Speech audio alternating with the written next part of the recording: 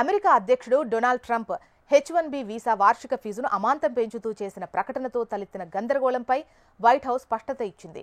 $1,00,000 మన కరెన్సీ ప్రకారం 88 లక్షలు. H1B వీసా ఫీజు కేవలం కొత్తగా దరఖాస్తు చేసుకునే వారికి మాత్రమే వర్తిస్తుందని, అది కూడా ఒక్కసారి మాత్రమే చెల్లించాల్సి ఉంటుందని స్పష్టం చేసింది.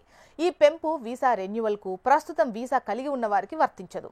మొదట అమెరికా వాణిజ్య మంత్రి హోవార్డ్ లుట్నిక్ ఈ పెంచిన ఫీజును ప్రతి సంవత్సరం చెల్లించాలని, అది కొత్త వీసాదారులతో పాటు పాత రెన్యువల్కు కూడా వర్తిస్తుందని ప్రకటించారు.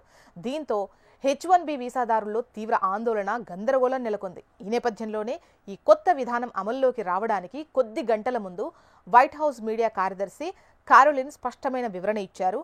ఆమె ప్రకటన ప్రకారం ఇది వార్షిక ఫీజు కాదు, ఒక్కసారి మాత్రమే చెల్లించాల్సి ఉంటుంది, కొత్త వీసాదారులకు మాత్రమే ఇది వర్తిస్తుంది అని చెప్పారు.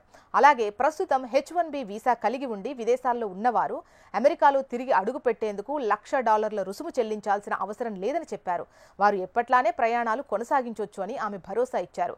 అమెరికన్స్కు బదులుగా తక్కువ వేతనానికి పనిచేసే విదేశీ కార్మికులను తీసుకొస్తున్నారని, దీనివల్ల తమ దేశీయ నిరుద్యోగ సమస్య పెరిగిందని వైట్ హౌస్ సమర్థించుకుంది. అందువల్లే అమెరికన్స్కు ఉద్యోగాలను కల్పించే లక్ష్యంతో ఈ వీసా రుసుమును పెంచినట్టు వివరించింది. కొన్ని కంపెనీలు H1B వర్కర్లను భారీగా నియమించుకొని వేలాది మంది అమెరికన్ ఉద్యోగులను తొలగిస్తున్నాయని కూడా వైట్ హౌస్ పేర్కొంది. 2025 ఆర్థిక సంవత్సరంలో ఒక కంపెనీ 5,189 H1B వర్కర్లకు ఆమోదం పొంది 16,000 మంది అమెరికన్ ఉద్యోగులను తొలగించిందని వివరించింది. అమెరికన్ల ఉద్యోగాలకు ప్రాధాన్యం ఇవ్వడమే ట్రంప్ లక్ష్యమని శ్వేతపత్రం స్పష్టం చేస్తోంది. ఈ చర్యల ద్వారా తయారీ రంగంలోని ఉద్యోగాలను తిరిగి అమెరికాకు తీసుకురావాలని ట్రంప్ ప్రభుత్వం కోరుకుంటోందని వివరించింది.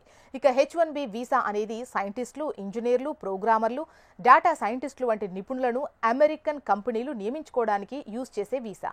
ఈ వీసా కాలపరిమితి 3 ఏళ్లుగా ఉంటుంది. ఆ తర్వాత దాన్ని 6 ఏళ్లకు పెంచుకోవచ్చు.